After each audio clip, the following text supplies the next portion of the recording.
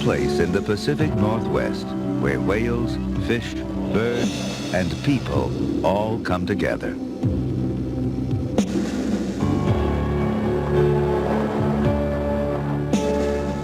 This is Puget Sound. Puget Sound is an oasis of wilderness in the midst of development. Only steps away from the skyscrapers of Seattle, one can encounter sea lions, bald eagles, and killer whales. Wildlife and people alike are drawn there for the same reason, the quality of life.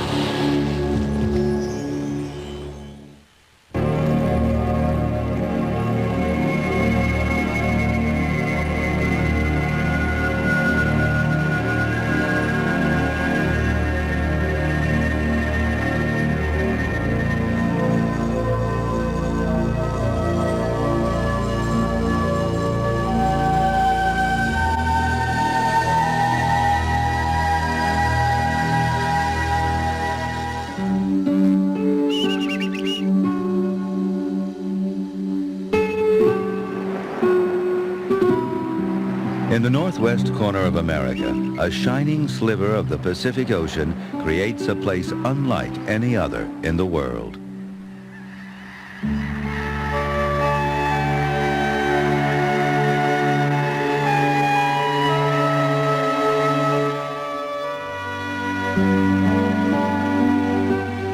This is Puget Sound, where fresh water from the mountains tumbles into the salty sea. It's a rich mix of waters that attracts all kinds of wildlife.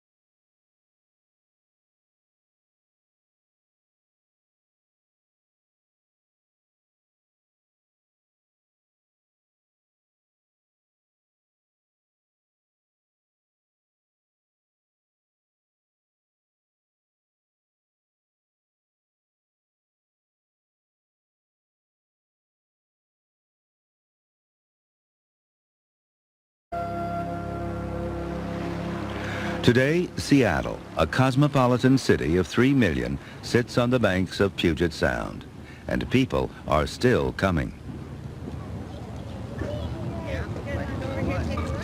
But these more recent arrivals are echoing the sentiments of the Native Americans. They too feel a link with their surroundings and are taking steps to stop the wildlife and salmon from disappearing. In the last 20 years, many laws have been passed to clean up pollution and save habitats. Yet the challenge of protecting wildlife becomes more difficult as more and more people crowd these shores. And even people's best efforts don't always work out as planned. When dams blocked salmon runs, the city intervened and built fish ladders. The ladders give 6 species of Pacific salmon a fighting chance to make it upriver to their spawning grounds. But this artificial route has attracted a new danger.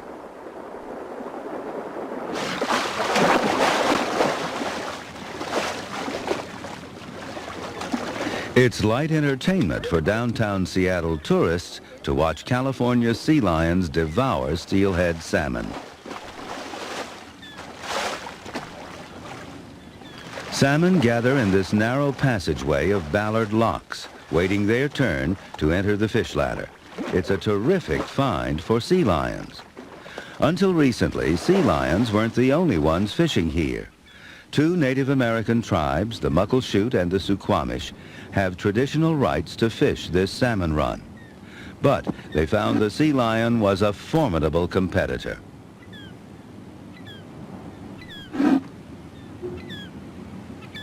The sea lions learned that fishermen's nets meant an easy meal. They set up territories to keep other animals away from their nets.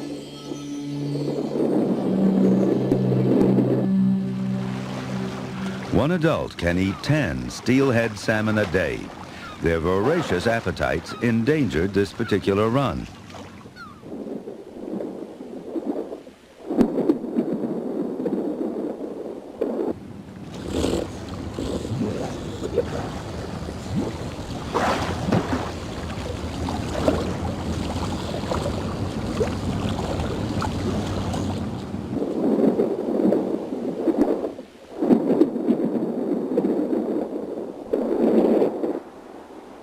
The Native Americans realized that there were not enough salmon for both sea lions and themselves, and so they stepped aside, allowing the sea lions full run of these waters.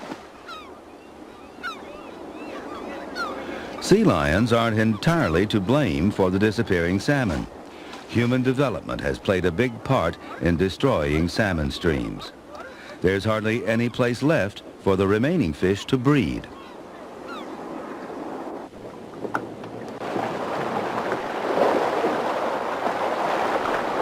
In response to declining stocks, salmon are raised in hatcheries and released into the wild.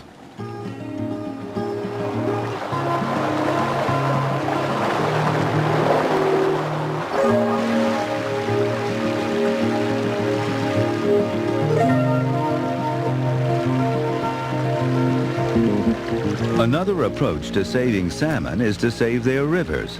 In the last 10 years, school children have transformed these devastated waters into a thriving salmon run.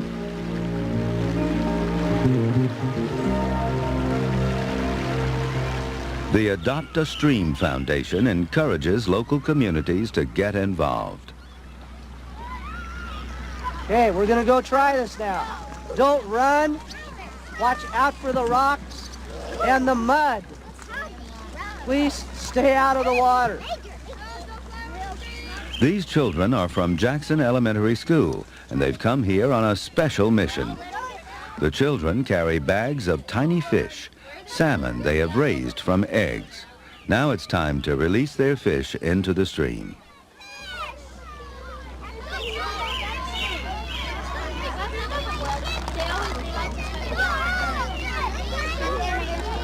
I named my fish after flowers, and I named them Daisy, Snowflake, and Daffodil. A long time ago, it's just garbage, and now we've cleaned it all up, and it looks really nice. The kids at Jackson have learned that each one of them makes a difference, and that this one stream can make a lot of difference in the whole aspect of environment. These kids are not going to be the non-caring people of the future. They know that no matter where they go, that there's something they can do, and that every little bit they do does help.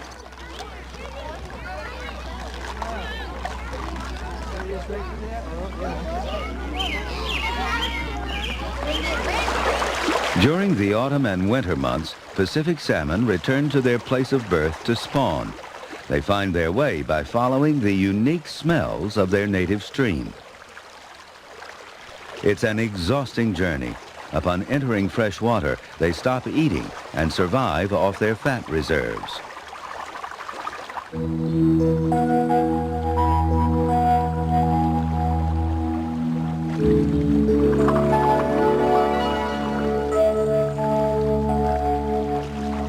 The female searches the stream for an appropriate site to dig her nest. Over the next few days, she'll lay up to 5,000 eggs.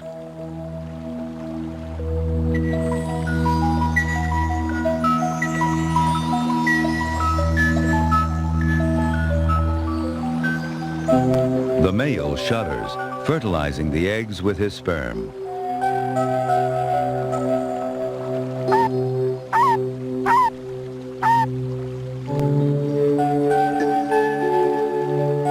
The female will guard the nest against other salmon, but can't defend her eggs from bigger predators.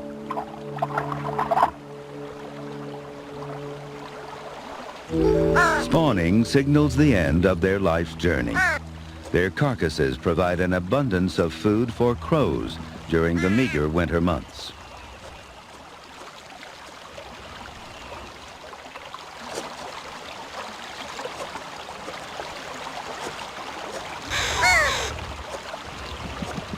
Many animals time their appearance to these crucial salmon runs. These lofty visitors survey the pickings. Bald eagles come from as far away as Alaska to feed on winter runs of chum salmon.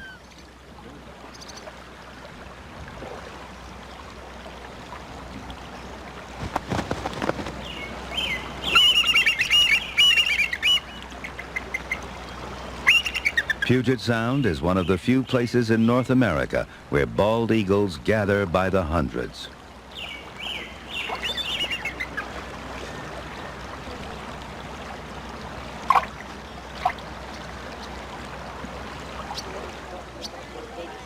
People gather here too, but they're not interested in fish.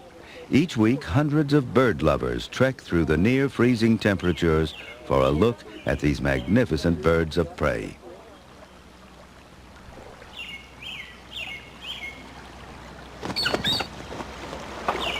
Just 20 years ago, DDT nearly wiped out the entire bald eagle population in Puget Sound. With a ban on DDT and full protection under the Endangered Species Act, the bald eagle is making a comeback. Wary by nature, bald eagles prefer streams and rivers away from people, but their presence attracts an audience. Eagle watchers even come by water to witness this spectacle.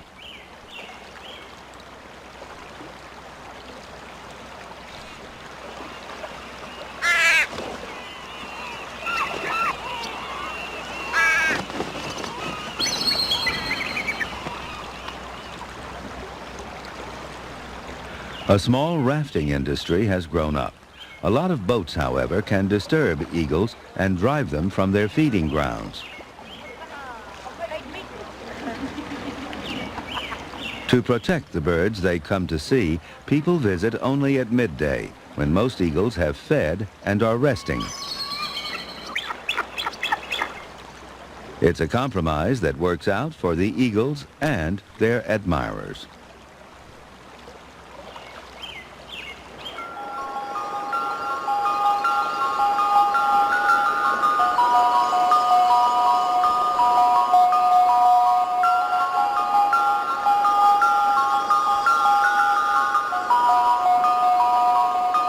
In spring, young salmon wash downriver and begin their journey to the Pacific Ocean.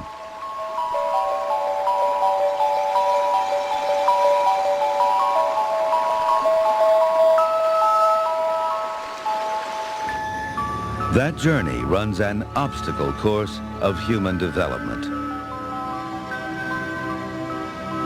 Rivers that once meandered through forests are now lined with concrete.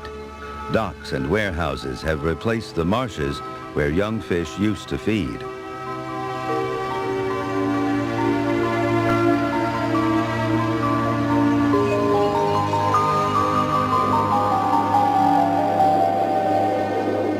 When the salmon finally enter the Sound, the great blue heron is waiting for them.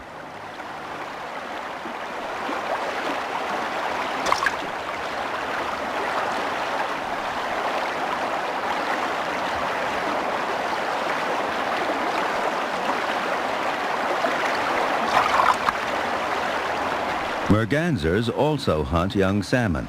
On their way to their breeding grounds, the birds feed voraciously, building up fat reserves for the long flight north.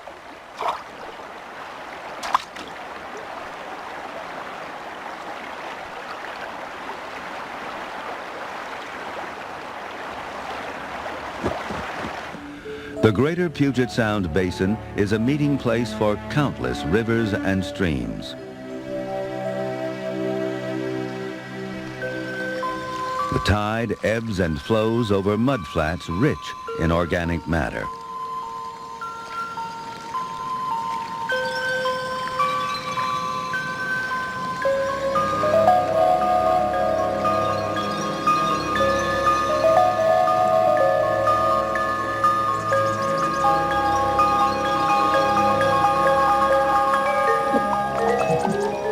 Marine snails come out at low tide to feed on the rich sediment. Green-winged teals and other ducks sift the mud for nutritious algae.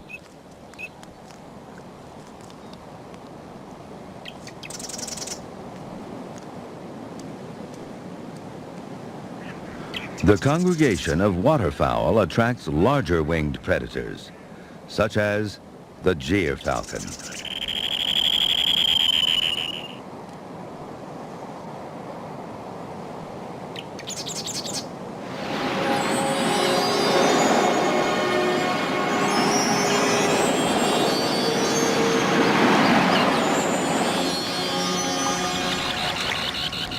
The falcon is looking for one weak link in a chain of thousands of shorebirds.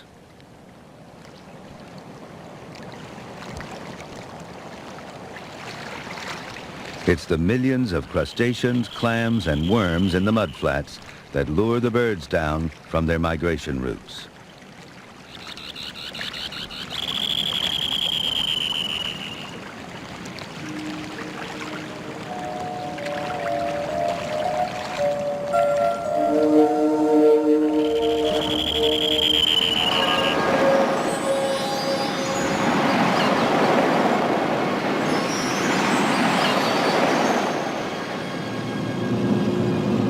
Mudflats are shrinking as cities expand, but a greater threat comes from a saltwater grass introduced from the east coast, Spartina.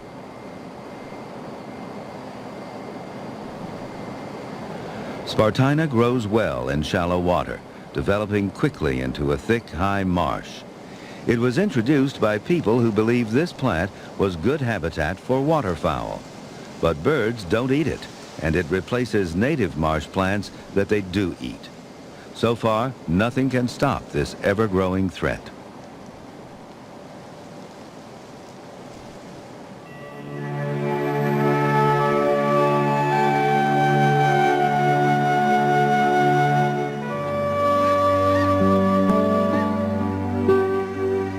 Snow geese arrive for the winter. They come from the Arctic, returning from as far away as Siberia. But some discover major changes in their salt marsh homes.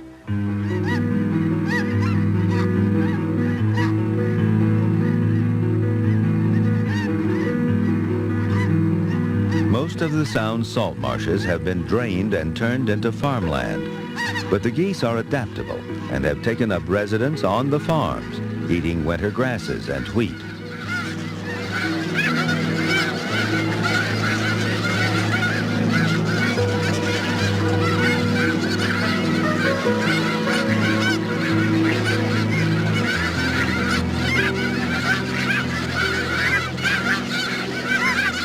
They're a noisy bunch, but their cries are actually a welcome sound to farmers.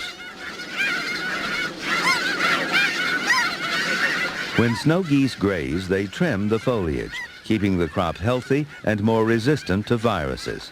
Plus, the birds provide plenty of free fertilizer.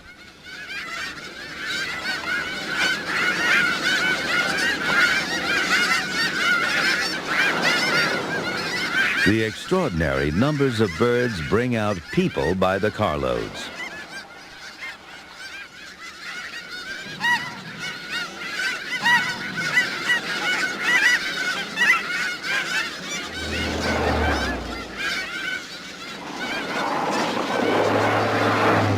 But a large crowd can agitate the geese, causing tension within the flock.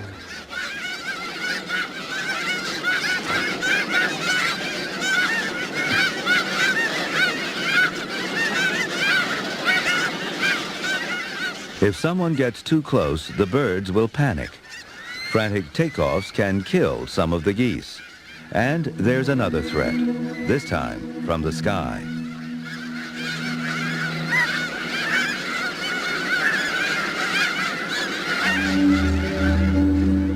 The bald eagle wants to panic the flock.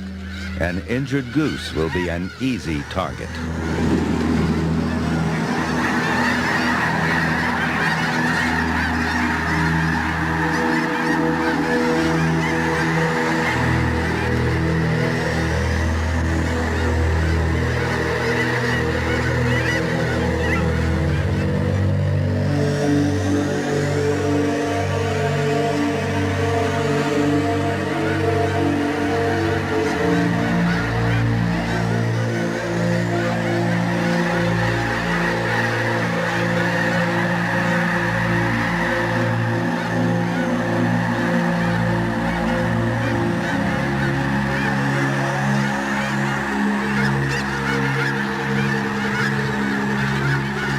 Within a few minutes, the huge flock descends. Without sighting an easy target, the bald eagle returns to his perch.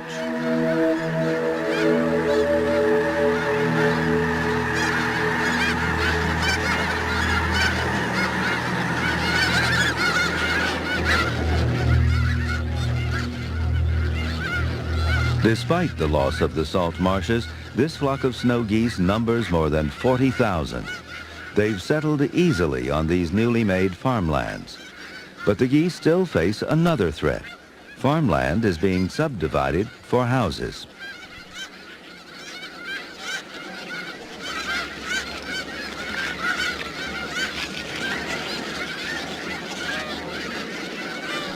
Government wildlife agencies have stepped in to protect the snow geese. They plan to purchase farmlands so that geese and other wildlife can feed securely.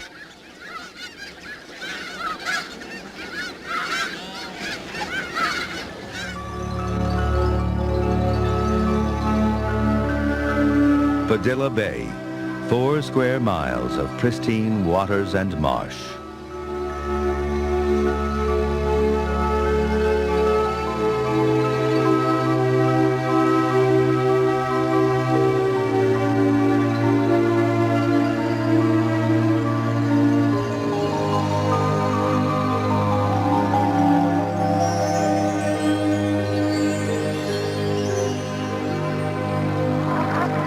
Black Brant geese flock here to feed on their favorite food, eelgrass.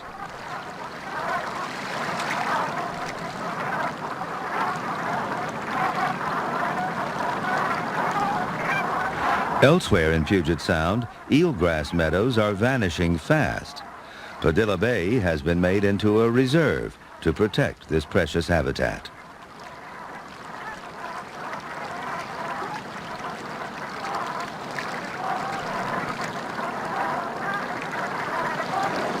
Brant's geese usually bob for eelgrass beneath the water's surface, but when winter storms wash the grass to the shore, the Brants follow.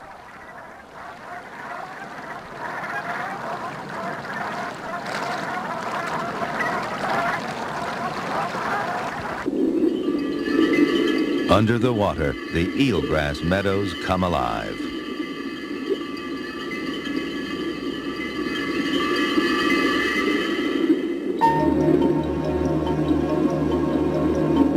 Algae growing on eelgrass is food for all kinds of marine creatures. Nudibranchs graze here, and some are unique to Padilla Bay.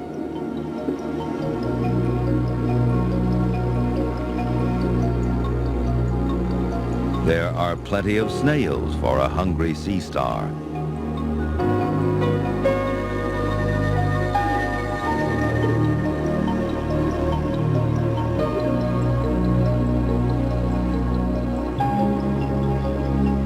The snail escapes just in the nick of time.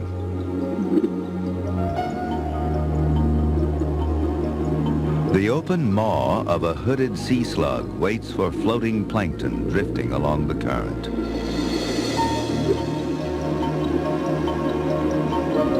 Copepods provide meals for a variety of fish that find shelter here.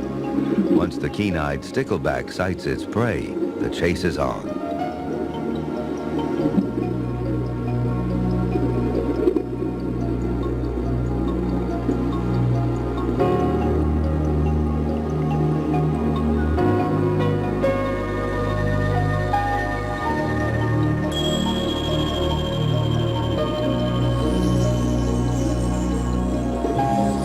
Bay pipefish mimic eelgrass to hide from larger predators.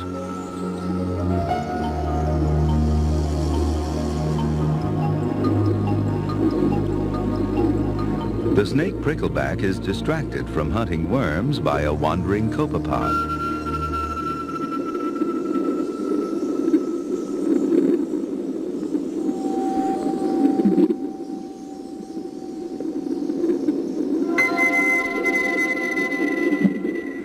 The anemone catches plankton with its tentacles, tentacles that also provide protection.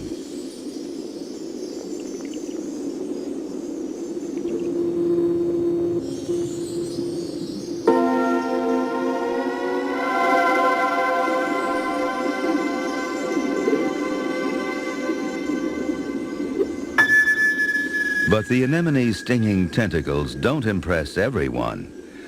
This nudibranch is immune to the stings. It eats the tentacles and absorbs the toxins to use for its own defense.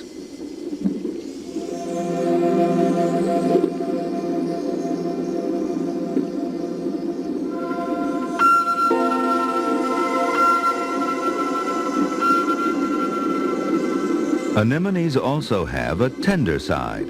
This one broods its young on its body, and when the adult is attacked, the young, too, are in jeopardy.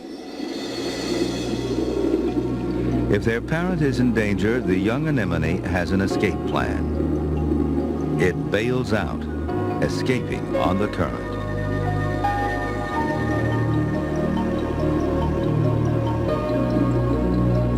The young anemone needs to grab a blade of eelgrass for protection.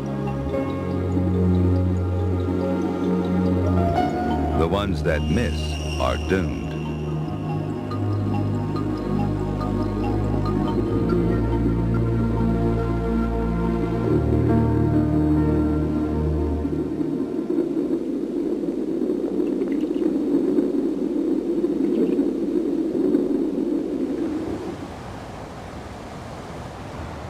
Offshore, the deep waters of Puget Sound hide even stranger creatures.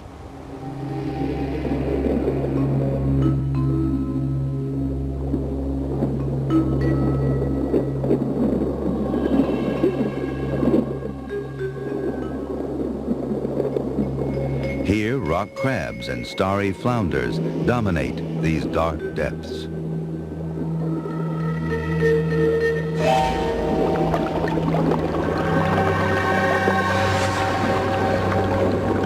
And a large predator stirs up the mud in search of prey.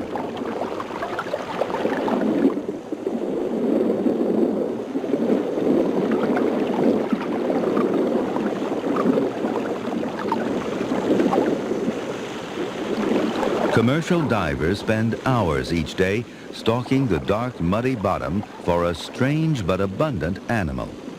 Using a pressure hose, they blow away silt from a burrowing gooey duck.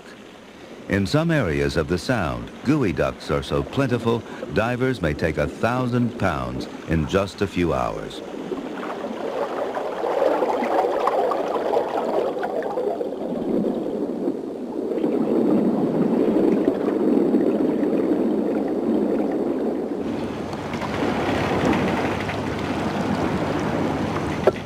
Gooey ducks are giants of the clam world.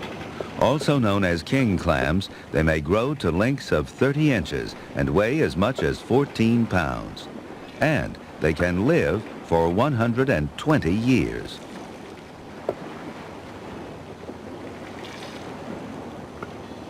It wasn't until the 1930s that vast beds containing millions of geoducks were discovered in Puget Sound. Now they're served as a delicacy and have become expensive items in sushi bars.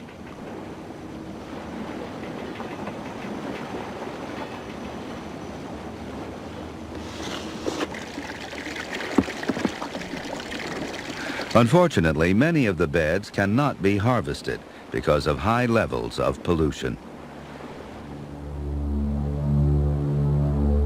The harvesting of future geoduck generations will depend on how clean the waters of Puget Sound can be kept.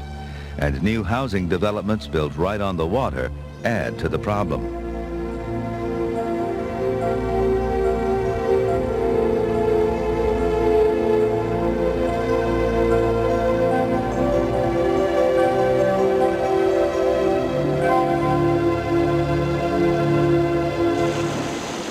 If harvest sites are kept free of contamination, the big clams are able to replenish their numbers through natural spawning.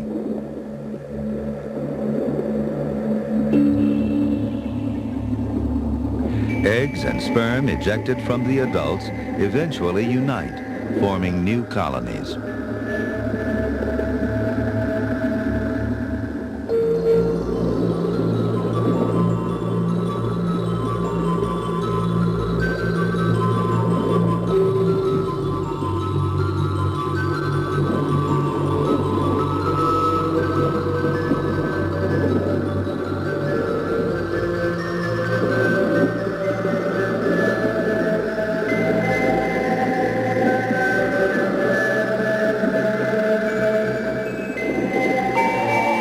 Rising from the sediment plains of the undersea world of Puget Sound are forests of kelp. And where kelp surrounds islands, orcas come in to hunt.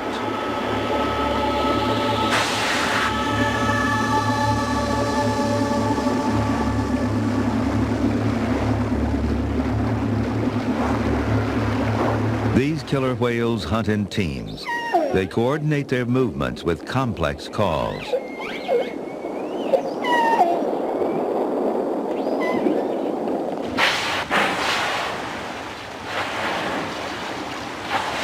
Several pods of orcas live in Greater Puget Sound year-round.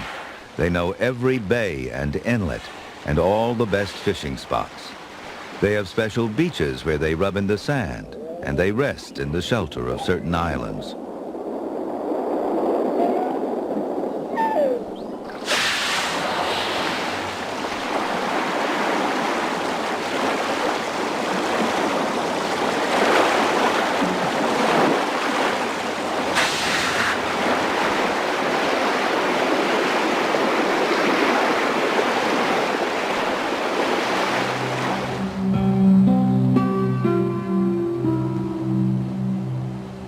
Islands provide a retreat for people, too. They come seeking the same thing that's important to wildlife: isolation.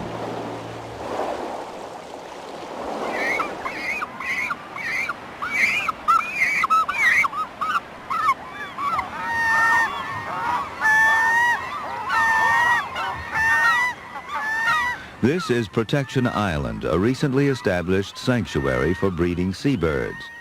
A residential development was once planned here. The island was subdivided, bulldozed, overgrazed, and burned. But there was no fresh water here, and the development failed, leaving the island to its wild inhabitants.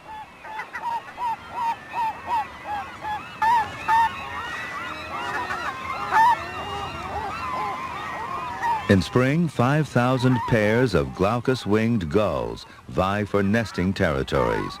Males tenaciously defend the nest site chosen by their mate.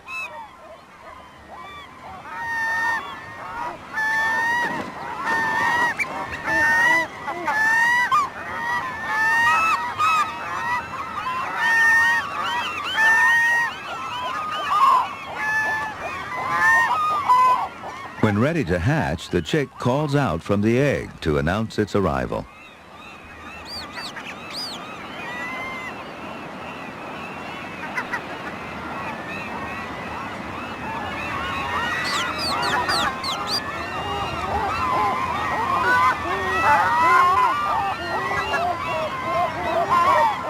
With so many nests in the gull colony, parents must be able to identify their own young.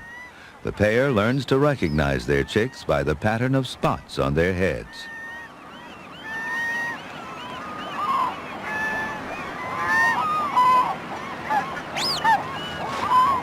To be fed successfully, the chick must learn the call of its parents.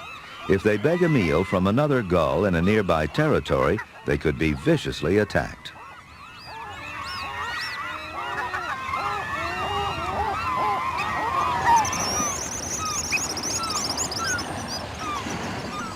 Pigeon guillemots also rely on Protection Island as a safe place to raise their young.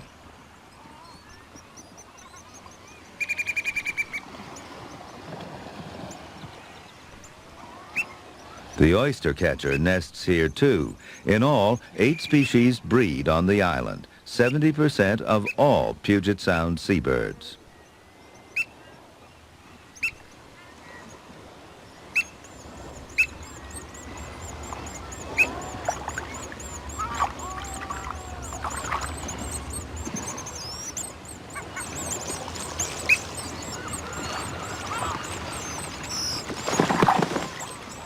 Pigeon guillemots don't nest in colonies but as individual pairs. Anywhere they can find a suitable site. Driftwood piled up high by winter storms provides a perfect nesting place.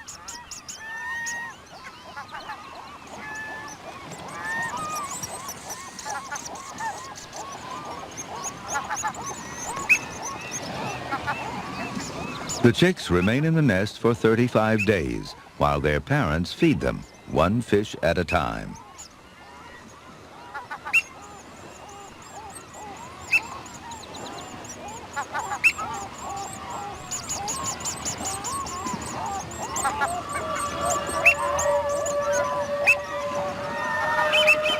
Protection Island has no ground predators to worry the nesting birds.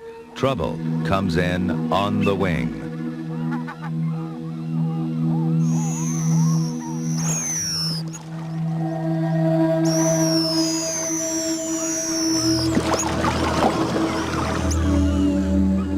Bald eagles cause panic in the colony.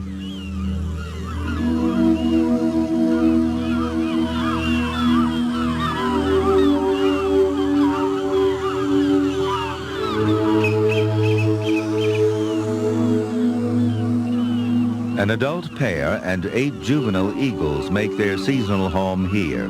The nesting colonies are easy hunting grounds.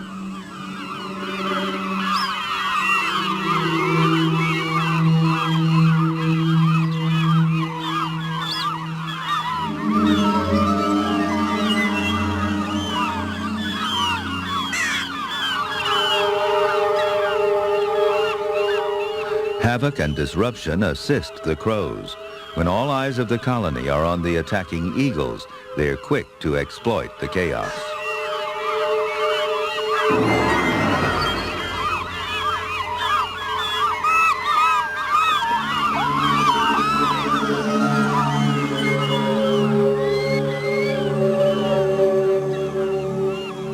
Courage is mustered in the colony once the eagle flies off with its prey, and the crows are quickly chased away.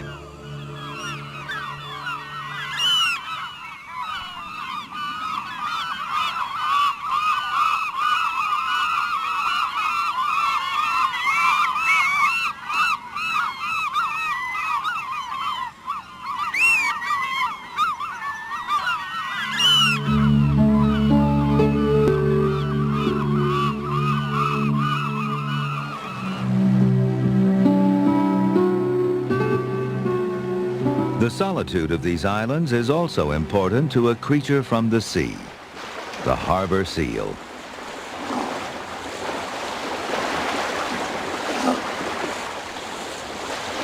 Harbor seals haul out in large numbers to rest and breed. For a few hours a day, they become landlubbers.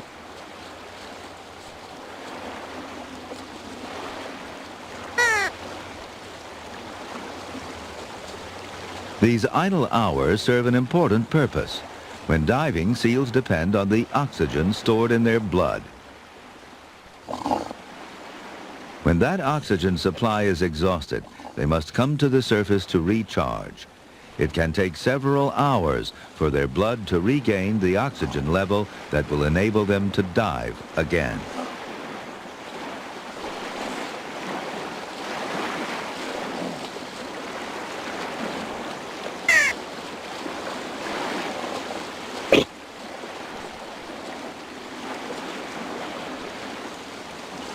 In the 1970s, a rash of stillbirths was discovered in these seals.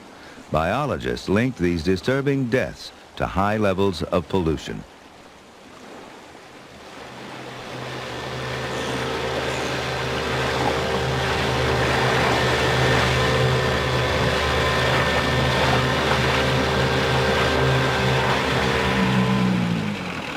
John Colombo Kiedis of Cascada Research is conducting a long-term study of pollutants in marine animals. All of my research on pollutants in both fish and seals stem from a belief that by learning more about the presence of these pollutants in the environment, we could take more effective action to improve the environment. The good news is that levels of PCBs and DDT have declined substantially in harbor seals in the last 18 years. This is partly due to legislation prohibiting industrial and agricultural uses of these dangerous chemicals.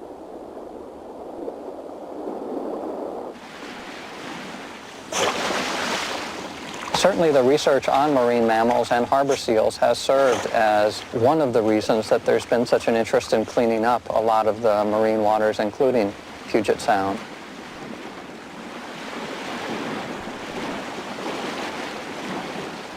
The progress is encouraging, but the battle isn't over.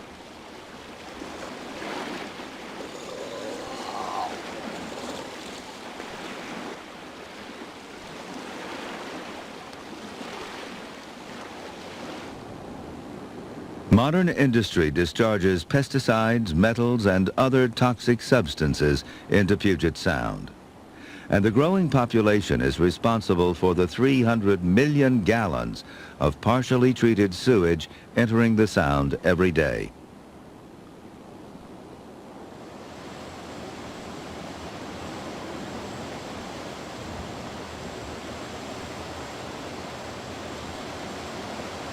What overall effect this has on the food chain is unknown, but ultimately what's poured into the waters of this great estuary will affect the top predator of the region, the orca.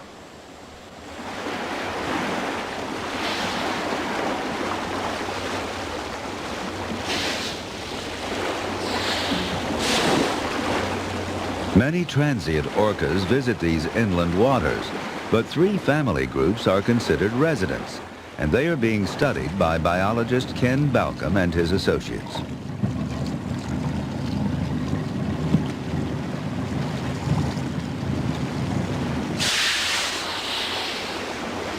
Having followed these orcas since 1976, Balcom is able to recognize all 92 resident individuals by sight.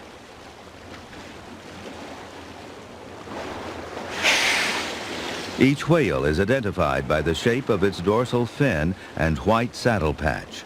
In the spring and summer, the orcas are photographed.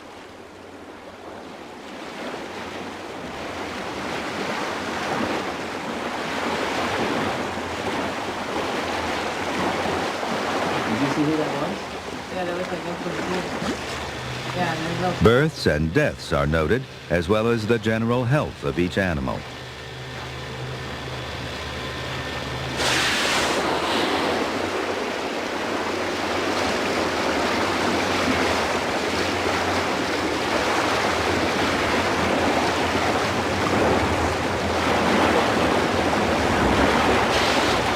One resident pod contains 56 animals, making it the largest family group of orcas in the world.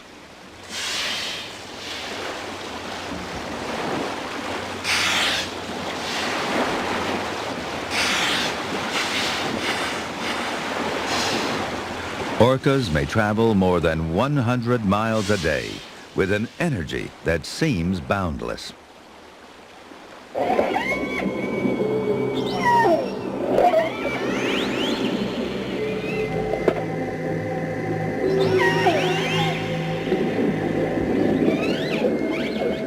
Their lives are centered around the pursuit of prey, specifically salmon.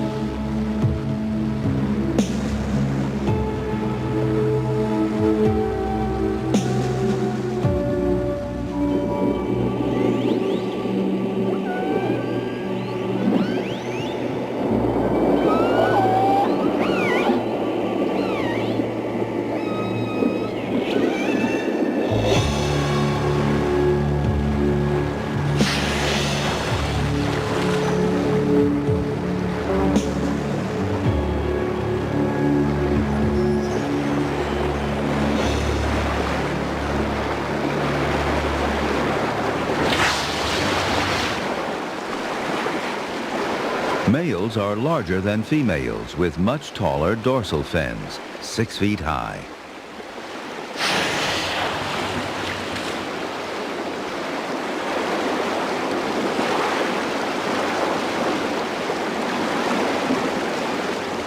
But it's the female who leads the pod. A female can give birth every 3 years, or she may spend 10 years with one calf, making the orca's family bond among the strongest in the world. In fact, orca males stay with their mothers for life.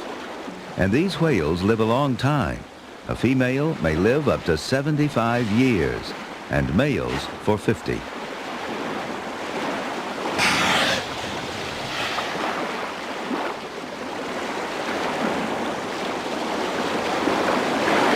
During the 1960s and 70s, orcas were captured from Puget Sound for display in aquariums.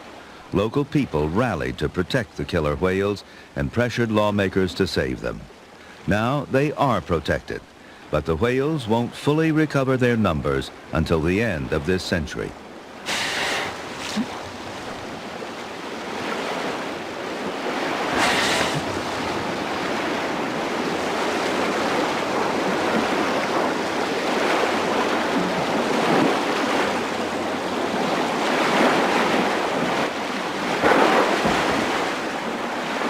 Over the years, people's perception of orcas has changed completely. Once they were thought of as ruthless killers. Now these whales are cherished.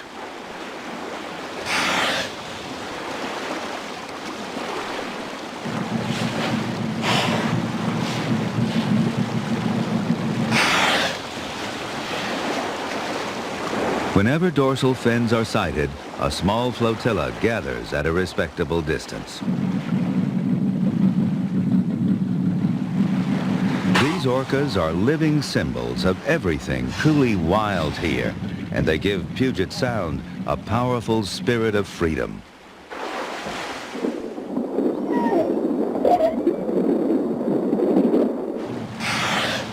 It's a freedom a few abuse by getting too close.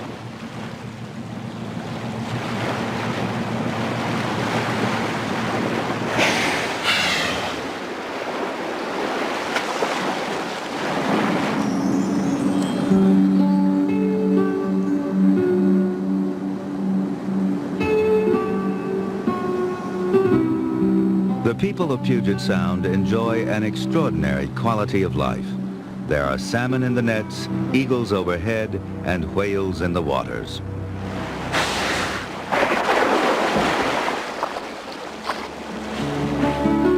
All this natural abundance has given rise to a new spirit, a spirit of sharing. Puget Sound